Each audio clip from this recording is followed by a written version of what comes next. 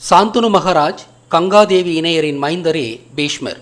சமஸ்கிருத மகாபாரத கதைப்படியே கங்கையாற்றின் மனித உருவகமே கங்காதேவி. கங்காதேவி சாந்தனு மகாராஜாவை பிரிந்து சென்ற நெடுநாளைக்கு பிறகு அவர் சத்தியவதி என்ற மீனவ பெண்ணின் மீது காதல் கொள்கிறார். இந்த திருமணத்தை சாத்தியமாக்க பீஷ்மர் தமது காலம் முழுவதும் பிரம்மச்சாரியாக வாழ்வதாக உறுதியளிக்கிறார். சாந்தனு மகாராஜாவும் சத்தியவதியும் 2 பிள்ளைகளை பெற்றெடுக்கின்றனர். முதலாம் அவன் கந்தர்வரோடு நடந்த யுத்தத்தில் இறந்து விடுகிறான். இரண்டாம் அவனின் பெயர் விசித்திர வீரியன். அம்பிகாவும் அம்பாலிகாவும் அவனது மனைவிகள். அம்பிகாவுடனான முதல் இரவில் விசித்திர வீரியன் இறந்து விடுகிறான். உடன்கட்டை ஏறுவதிலிருந்து அம்பிகாவையும் அம்பாலிகாவையும் காக்க வேதவியாசர் இப்பெண்களை கருவுற வைக்கிறார். இப்படியாகத்தான் அம்பிகாவுக்கு திருதராஷனும் அம்பாலிகாவுக்கு பாண்டுவும் பிறந்தனர். கங்காதேவியின் கணவனான சாந்தனுவை சிவனோடு ஒப்பிடலாம். இவர்களின் மகனாகிய பீஷ்மரே விநாயகரனும் பிரம்மச்சாரி. சாந்தனு மகாராஜ் சத்தியவதி என்ற மீனவ பெண்ணை மணக்கிறார். அந்த பெண் மீனாட்சியே. இந்த தம்பதியின் மகனே விசித்திர வீரியனும் முருகன். அவரது மனைவிகளான அம்பிகாவும் அம்பாலிகாவும் முறையே தெய்வானையும் வள்ளியும். இவை நேயர் வசந்த் வெள்ளைத்துறையின் கருத்துக்கள். தமிழரின் ஆசீவகம் அழித்தொழிக்கப்பட்டு அது இந்து மதமாக உருமாற்றப்பட்டதும், தமிழர் மகாபாரதம் சமஸ்கிருத மகாபாரதமாக உருமாற்றப்பட்டதும் ஒரே காலகட்டத்தில்தான் என்பதால் இந்து மதத்திற்கும் மகாபாரதத்திற்குமான இந்த ஒற்றுமை வியப்பானதல்ல. இது நிகழ்ந்தது குப்தர் காலமான 5ஆம் நூற்றாண்டு. எனவே சமஸ்கிருத மகாபாரதத்திற்கும் இந்து மதத்திற்குமான ஒற்றுமையில் ஆழமான செய்தி ஒன்றும் இல்லை.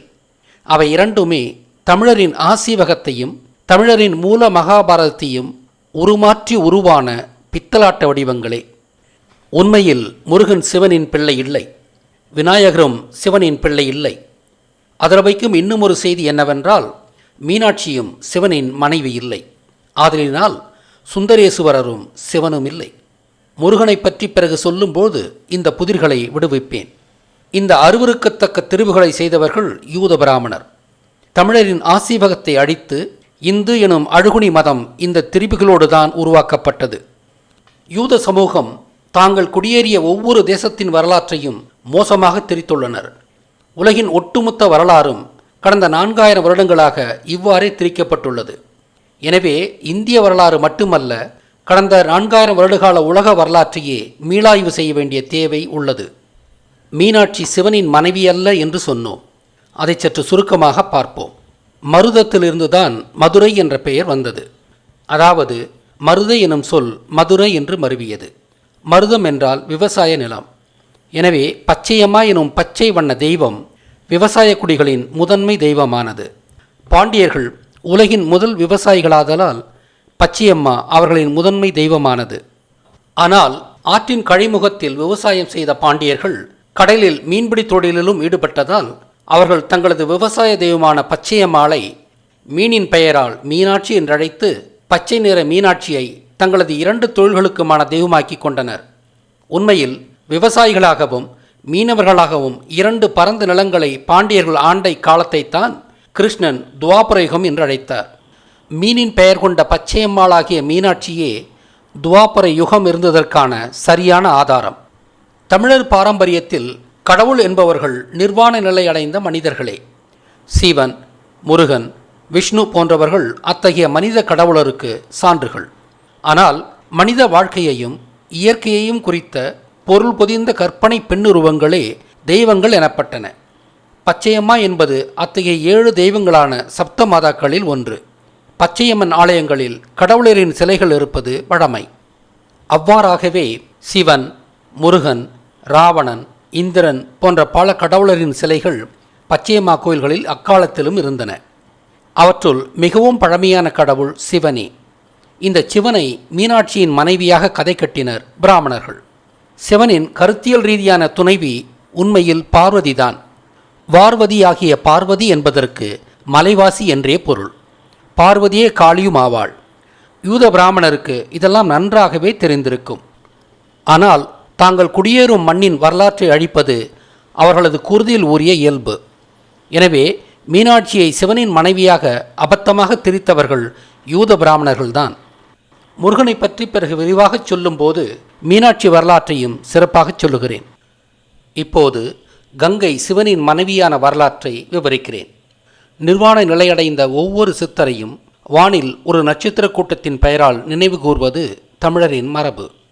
சிவன் உலகின் முதல் பெருஞ்சித்தனானதால் அவரை உலகின் முதல் ஓரையான திருவாதிரை ஓரையாக நினைவு கூர்ந்தனர். திருவாதிரை ஓரை சிவனின் 2 பரிமாணங்களை காட்சிப்படுத்துவதாக உள்ளது. இங்கு காண்பிக்கப்படும் வேட்டைக்காரன் பரிமாணம் 1, அகிலாண்டத்தை குறித்த பரிமாணமாக நடனமாடும் சிவனாக நடராச வடிவல் இன்னொன்று. அவரது நடனமாடும் காட்சி இந்த அகிலாண்டத்தின் விண்கோள்கள் எப்போதும் இடைவிடாமல் இயங்கிக் கொண்டேயுள்ளன என்பதை குறிக்கிறது. தீயின் ஒளியோடும் பெருத்த சத்தத்தோடும் சூப்பர்னோவா வெடித்து உண்டானவையே இந்த கோள்கள் என்பதைத்தான் இவரது இடது கையிலுள்ள நெருப்பும் வலது கையிலுள்ள உடுக்கையும் முறையே உருவகப்படுத்துகின்றன. நடராச திருவாதிரை ஓரை ஊடாக பால்வெளி பேரண்டத்தை பார்த்தால் சிவனின் தலையின் குறுக்கே பால்வெளி அமைந்துள்ளதை காணலாம். எனவே பால்வெளியை நடராச சிவனின் பறந்து விரிந்த தலைமுடியாக உருவகப்படுத்தினர் நமது முன்னோர்கள். இதுதான் சிவனின் அகிலாண்ட பரிமாணத்தை குறிக்கும் நடராச வடிவம். நடராசன் என்றால் நடனமாடும் அரசன் என்று பொருள். மலைமக்களின் அரசனாக விளங்கியவர்தான் ஆதிநாதனாகிய சிவன். பால்வெளி பேரண்டம் ஒரு ஆறு போல காணப்படுவதால் அதை ஆகாய கங்கை என்று கங்கையாற்றின் பெயரால் அழைத்தனர். பால்வெளி பேரண்டம் சிவனின் நடராச வடிவத்தில் தலைமுடியாக உருவகப்படுத்தப்படுகிறது.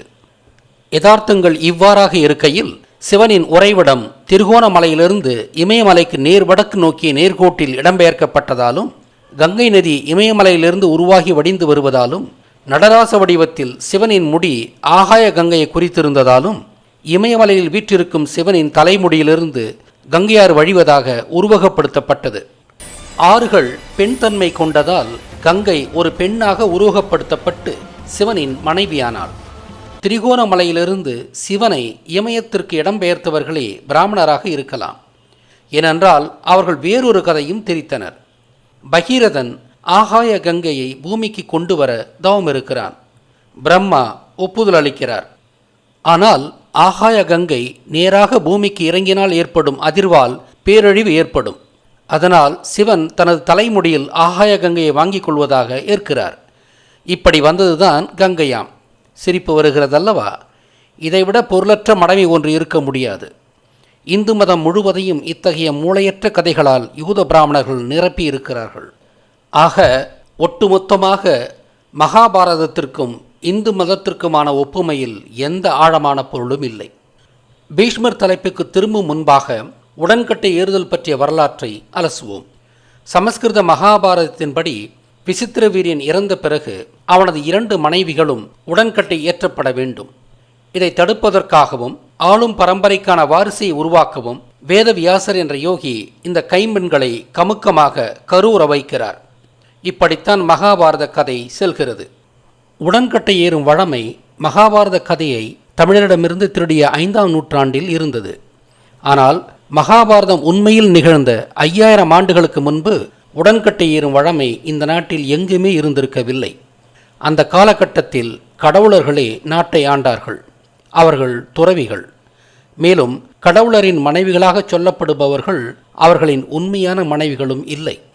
அவை அந்தந்த கடவுள் சார்ந்த வரலாற்றை தாங்கி நிற்கும் தத்துவார்த்த மனைவிகள். இரத்தமும் சதையும் கொண்ட மனைவிகள் இல்லை. எனவே 5000 ஆண்டுகளுக்கு முன்பு உடன்கட்டை ஏறுதல் என்ற பேச்சுக்கே இடமில்லை.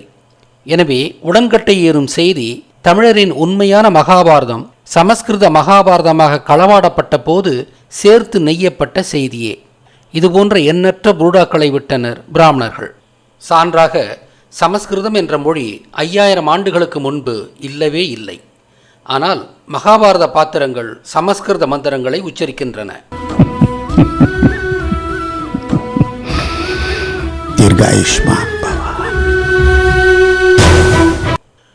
இப்போது நாம் பீஷ்மர் தலைப்புக்கு வருவோம். தனது தந்தை சத்தியவதியை மணப்பதற்கு ஏதுவாக தான் வாழ்நாள் முழுவதும் பிரம்மச்சாரியாக இருக்கப் போவதாக உறுதி ஏற்கிறார் பீஷ்மர்.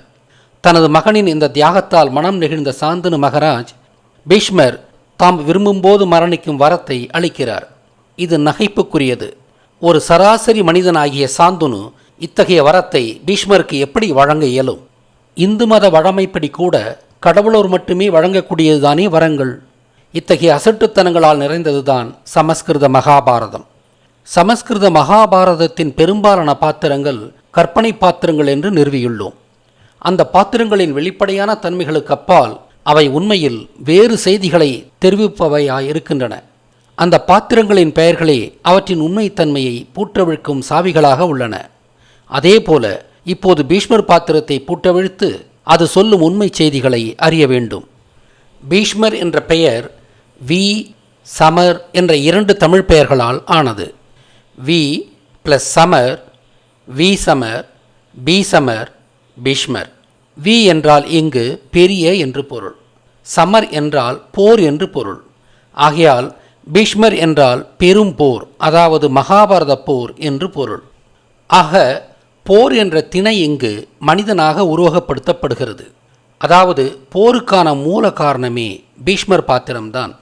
பீஷ்மர் தனது அரசாளும் உரிமையை தியாகம் செய்யாமல் இருந்திருந்தால், அல்லது விசித்திர வீரனுக்காக அம்பா, அம்பிகா, அம்பாலிகாக்களை கடத்தி கொண்டு வராமல் இருந்திருந்தால், துரியோதனன், பாண்டவர் என்ற பங்காளிகள் உருவாகாமல் போர் நிகழ்வதற்கான மூல காரணமும் இருந்திருக்காது.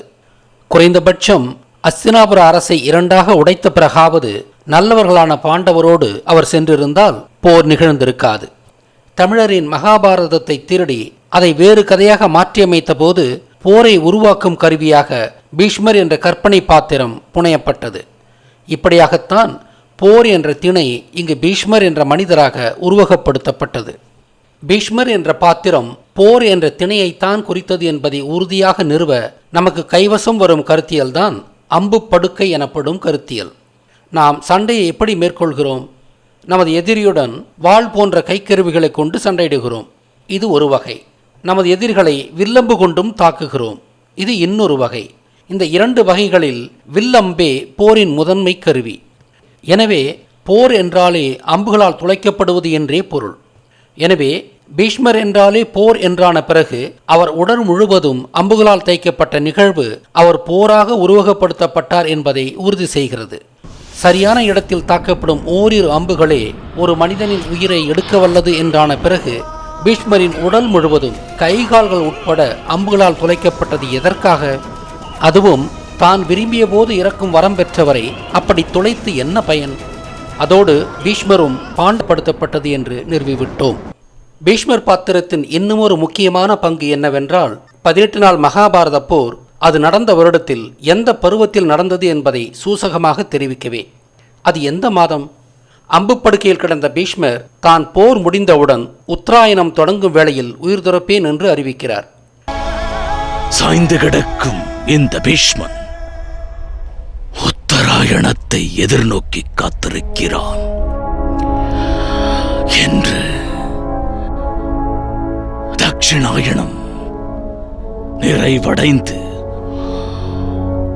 உத்தராயணத்தின் முதல் தினம் துவங்குகிறதோ அன்று பீஷ்மன் தன் தேகபாரம் விடுத்து விண்ணுலக பயணத்தை மேற்கொள்வான். மகாபாரத போரே பீஷ்மராக உருவகப்படுத்தப்பட்டதால் பீஷ்மரின் சாவு என்பது போரின் சாவு, அதாவது போரின் முடிவு என்பதாகும். தட்சிணாயனம் முடிந்து உத்தராயணம் தொடங்கும் வேளையில் பீஷ்மர் இறக்கிறார். பூமி சூரியனை சுற்றி வட்டப்பாதையில் செல்லும் போது அது தன்னைத்தானே சுற்றி கொள்ளும் அச்சானது சாய்ந்துள்ளதால் சூரியன் மகர ரேகைக்கும் கடகரேகைக்கும் இடையில் நகர்வது போன்ற ஒரு பிரமை நமக்கு ஏற்படுகிறது. அப்படி மகர ரேகையிலிருந்து கடகரேகைக்கு நகர்வது உத்தராயணம் என்று அழைக்கப்படுகிறது. கடகரேகையிலிருந்து மகர ரேகைக்கு நகர்வது தட்சிணாயனம் என்று அழைக்கப்படுகிறது. இப்போதிருக்கும் 12 தமிழ் மாதங்கள் இந்த பெயரில் அன்று இல்லை என்றாலும் இன்று மார்கழி மாதம் என்றழைக்கப்படும் காலத்தில்தான் அன்று போர் நிகழ்ந்தது. ஏனென்றால் தட்சிணாயனம் முடியும் மாதம் மார்கழி மாதமே. ஆக பீஷ்மர் பாத்திரம் போர் நடந்த வருடத்தில் எப்போது போர் நடந்தது என்பதையும் குறிக்கிறது. மார்கழி மாதத்தை போருக்கான காலமாக தேர்ந்தெடுத்தது எதற்காகவென்றால், தமிழகத்தில் மழைக்காலம் முடிந்து இதமான தட்பவெப்பம் நிகழும் காலம் இது. கோடையில் போர் செய்தால் போரின் வலிகள் தாங்க முடியாததாய் இருக்கும். அதனால்தான் குளிர்காலத்தில் சண்டையை வைத்து கொண்டனர். எனவே தட்சிணாயனம் முடிந்து உத்தராயணம் தொடங்கும் வேளையில் தான் உயிர் துறப்பேன் என்று பீஷ்மர் சொன்னது மகாபாரதம் உண்மையிலேயே மார்கழி மாதத்தில்தான் நடந்தது என்பது இந்த காரணத்தாலும் உறுதியாகிறது. மகாபாரத போர் முடிந்து 35 ஆண்டுகள் கிருஷ்ணன் வாழ்ந்தார். எனவே துவாபர யுகத்தின் இறுதியில் கலியுகம் தொடங்குவதற்கு 35 ஆண்டுகளுக்கு முன்புதான் மகாபாரத போர் நிகழ்ந்தது. கிருஷ்ணன் இறந்த அன்றுதான் கலியுகம் பிறந்தது. தனக்கு பிறகு சகுனி போன்ற யூத வியாபாரிகளிடமிருந்து தமிழர்களை யார் காக்கப் போகின்றனர் என்ற விசனத்திலேயே தனது இறப்புக்கு பிறகு யூதர்களால் இயக்கப்படும் கலியுகம் பிறக்கும் என்றார் கிருஷ்ணர். ஆக 5100 வருடங்களுக்கு முன்பு கலியுகம் தொடங்கியது. மாயன் நாட்காட்டி முடிவடைந்த 2012ஓடு கலியுகமும் முடிந்து தற்போது கிருஷ்ணனே முன்னறிந்து சொன்ன 5வது யுகமான சத்தியயுகம் பிறந்துள்ளது. இது யூதர்களின் வீழ்ச்சிக்காலம். காடுகளை அழித்து விவசாயம் செய்வதை அனுமதிக்கலாமா என்பதை நிறுவவே போர் மூண்டது. பாண்டவர்கள் வென்றால் விவசாயம் தழைக்கும். பாண்டவர்கள் தோற்றிருந்தால் அதுவே விவசாயத்தின் முடிவாக அன்று இருந்திருக்கும். பாண்டவர்கள் வென்றது விவசாயம் விரிவடைவதற்கான பச்சை சமிக்ஞையாக கருதப்பட்டது. இயல்பாகவே போரின் இறுதியில் வெற்றி விழா கொண்டாட்டம் இருந்திருக்கும். விவசாயிகளான பாண்டவர்கள் விவசாயத்தின் வெற்றியை எப்படி கொண்டாடியிருப்பார்கள்? விவசாயத்தின் முக்கியமான பண்டம் நெல் என்பதால் அரிசி பொங்கல் வைத்துத்தானே வெற்றி விழா கொண்டாடியிருப்பார்கள்.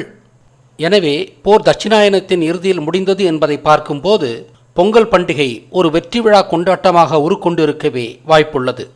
இப்படியாக இந்த விடயத்தின் ஆங்கில பதிப்பில் பொங்கல் பண்டிகையே ஏன் ஒரு வெற்றி விழாவாக இருந்திருக்கக்கூடாது என்ற ஊகத்தை வெளிப்படுத்தி இருந்தேன்.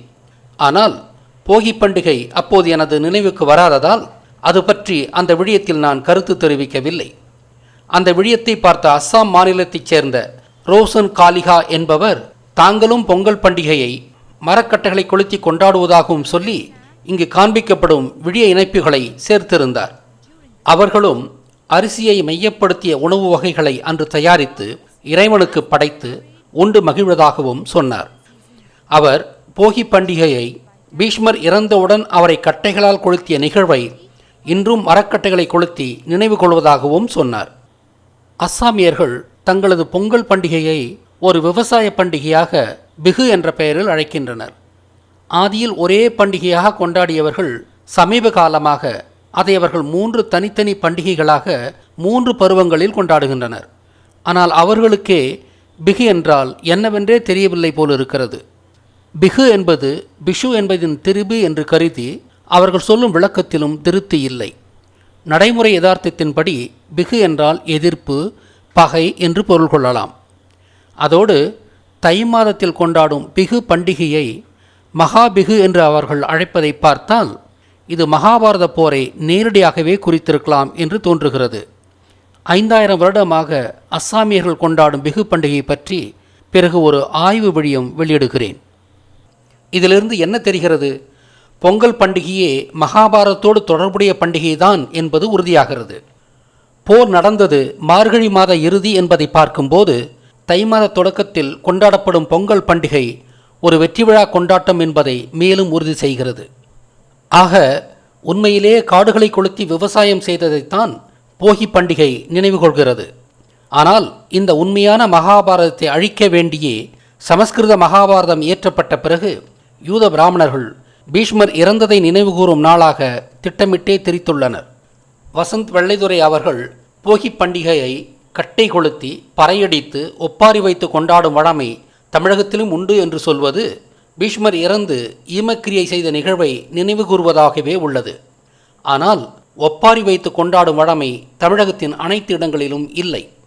எனது நண்பர் உமாஈசன் சொல்வது இது காட்டை எரித்த நிகழ்வை கொண்டாடும் பண்டிகை என்பதையே நிறுவுகிறது. முன்கூட்டியே காட்டிலிருந்து சுள்ளிகளை பொறுக்கி வந்து சேர்த்து வைத்திருந்த குவியலை போகி பண்டிகை அன்று விடியற்காலை வேளையில் குளித்துவிட்டு கற்பூரம் ஏற்றி கொளுத்தி பறையடித்து மகிழ்வான ஒரு கொண்டாட்டமாக கொண்டாடுவதே வழமை என்றார். இதற்கென்றே சிறப்பான தோல் பறைகள் பொங்கல் பண்டிகை காலங்களில் கடைகளில் விற்கும் என்றும் சொன்னார். இத்தகைய போகி பண்டிகை கொண்டாட்டம் வேளாள முதலியார் சமூகத்தைச் சேர்ந்த தங்களது குடும்பங்களில் தொன்று தொட்டு கடைபிடிக்கப்படும் வழமை என்றும் சொன்னார்.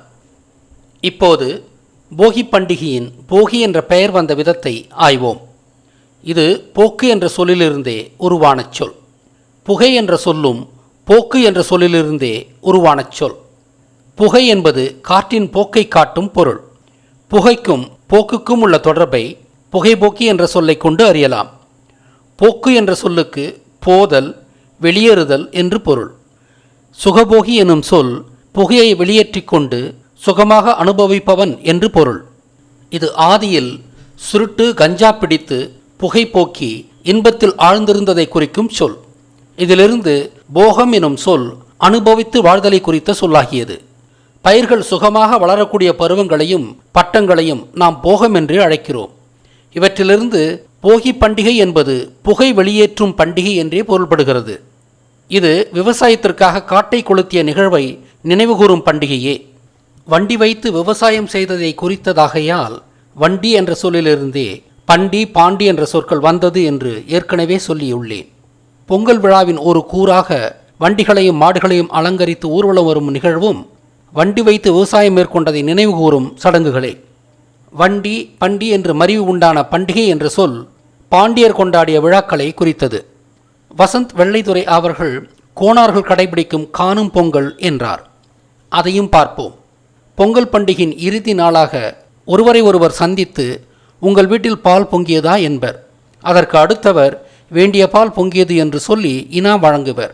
இது பொதுவாக பெரியவர்களிடம் சிறுவர்களும் வசதி படைத்தோரிடம் எளியவர்களும் கேட்கும் சடங்காகவே இன்று உள்ளது. ஆனால் இது தோன்றிய விதம் வேறாக இருந்திருக்கும். ஆடு மேய்க்கும் கோனார்கள் போரின் போது குறவர் பக்கம் சேர்ந்தனர். ஆனால் போரில் தோற்றுப்போகின்றனர். போரில் வென்ற பாண்டியர்களோடு சமரசம் செய்து கொள்ள வேண்டிய தேவை கோனார்களுக்கு இருந்திருக்கும். போரில் வென்ற பாண்டியர்கள் வெற்றி விழாவாக பொங்கல் கொண்டாடினர். எனவே தங்களையும் வாழவிடச் சொல்லி பாண்டியர்களிடம் சமரசம் செய்து கொள்ள பொங்கல் பண்டிகையின் இறுதி நாளில் கோனார்கள் பாண்டியர்களை கண்டு பண்டிகை பற்றி விசாரித்ததையும் அதற்கு அவர்கள் சிறப்பாக நடந்தது என்று பதிலளித்து கோனார்களுக்கு பொங்கல் இனிப்புகளையும் பரிசு பொருட்களையும் வழங்கி நட்பு பாராட்டினர் என்பதுமே இன்று நடைமுறையிலுள்ள காணும் பொங்கலாக மலர்ந்துள்ளது. பொங்கல் கொண்டாடாத சமூகம் கொண்டாடிய சமூகத்திடம் பால் பொங்கியதா என்று கேட்பதுதானே ஒரு முறையான விசாரிப்பாக இருக்கும். மீண்டும் சொல்கிறேன், பொங்கல் கொண்டாடாத சமூகம் கொண்டாடிய சமூகத்திடம் பண்டிகை பற்றி விசாரிப்பதுதானே ஒரு முறையான விசாரிப்பாக இருக்கும். ஆக போரில் தோல்வியடைந்த கோனார்கள் வெற்றி பெற்று வெற்றி விழா கொண்டாடிய பாண்டியரை கண்டு சமரசம் செய்து கொண்ட நிகழ்வே காணும் பொங்கல். பிற்காலத்தில் கோனார்கள் தங்களது வல்லாடுகளையும் காட்டில் தானாக கிடைக்கும் கருணைக்கிழங்கு, வள்ளிக்கிழங்கு, பூசணிக்காய் போன்ற பொருட்களையும் பொங்கல் விழாவின் பொருட்டு பாண்டியர்களுக்கு பரிசளிப்பதையும் பொங்கல் முடிந்த பிறகு பாண்டியர்களை கண்டு விழா பற்றி விசாரிப்பதையும் அதற்கு பாண்டியர்கள் பொங்கல் இனிப்புகளையும் தங்களது பரிசு பொருட்களையும் கோனார்களுக்கு வழங்கும் நிகழ்வாக காணும் பொங்கல் மலர்ந்திருக்க வேண்டும். ஆக பொங்கல் பண்டிகை ஒரு வெற்றி விழா கொண்டாட்டமாக இருக்கலாம் என்று நான் ஊகித்தது முற்றிலும் உண்மை என்று இப்போது நிறுவப்பட்டுள்ளது. அப்படி நிறுவுவதற்கு முக்கிய காரணமாக அமைந்தது போகி பண்டிகையே. காணும் பொங்கலையும் இன்னும் ஒரு ஆதாரமாக கொள்ளலாம். ஆக போகி பண்டிகை என்பது காட்டை கொளுத்தியதை நினைவுகூரவும், பொங்கல் பண்டிகை நிலத்தை சீர்திருத்தி உணவு தயாரித்ததையும், மாட்டுப்பொங்கல் ஆயர்களை நினைவு கூறவும், காணும் பொங்கல் கோனார்களை சிறப்பிக்கவுமாக தரைவாழ் தமிழர்கள் அனைவரின் திருவிழாவாக பொங்கல் பண்டிகை உருக்கொண்டது. ஆக பொங்கல் பண்டிகை என்பது விவசாயத்திற்கான போரின் வெற்றி விழா என்று நிறுவியுள்ளோம் அல்லவா? உங்களுக்கு இன்னும் ஒரு ஆச்சரியமான செய்தியும் காத்திருக்கிறது. தமிழர்களாகிய நாம் இன்னும் ஒரு முக்கியமான திருவிழாவையும் விவசாயத்திற்காக நடந்த போரின் வெற்றி விழாவாகவே கொண்டாடுகின்றோம். அந்த விழா எது? உங்களால் கணிக்க முடியும் என்று கருதுகிறேன். அவளோடு காத்திருங்கள் அடுத்த ஆங்கில விழியத்திற்கு.